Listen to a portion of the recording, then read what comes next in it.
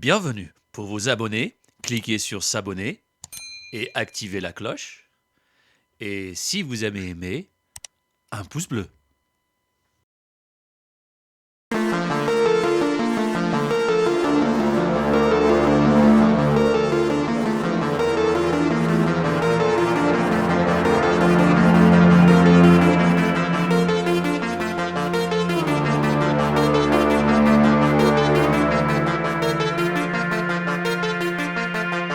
Le sphinx de Gizeh.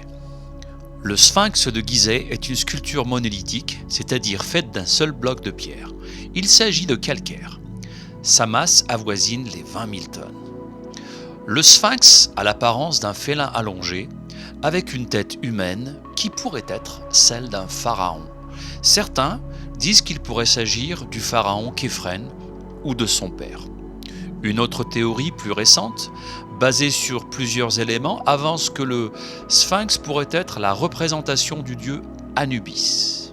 Une théorie relie le sphinx aux Atlantes, les habitants de l'Atlantide qui auraient caché au cœur de la statue, dans des chambres souterraines, des enregistrements contenant toute l'histoire de l'humanité. Effectivement, des cavités ont été découvertes sur le sphinx, mais il s'agit seulement de cavités ayant servi de tombeau. Le sphinx de Gizeh, réalisé vers 2500 avant Jésus-Christ, pourrait être plus ancien. En témoignent les traces d'érosion importantes sur les abords du monolithe.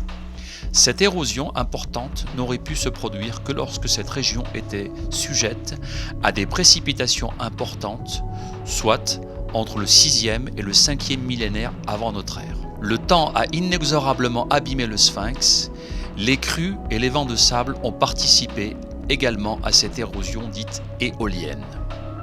Le sphinx est resté enseveli de nombreuses années par le sable du désert, seule sa tête était apparente. C'est Thoutmôsis qui le fit désensabler. À la même époque, un mur fut érigé pour empêcher un nouvel ensablement. Mais l'efficacité de ce mur n'empêcha pas de nouveaux ensevelissements qui étaient fréquents dans cette zone sablonneuse. Durant les diverses fouilles réalisées au XVIIe siècle, les archéologues ont mis à jour les fragments de la bouche de cobra de l'Uraeus ainsi que de la barbe de cérémonie. Ces fragments sont aujourd'hui visibles au British Museum de Londres et au musée du Caire. Il est à noter que de nombreuses restaurations ont été réalisées au cours du XVIIIe et XIXe siècle sur le sphinx de Gizeh, parfois avec succès et parfois non. Les dernières restaurations de 2006 ont eu pour objectif de tenter de corriger les erreurs des travaux des années précédentes, notamment en ce qui concerne les matériaux utilisés pour la restauration.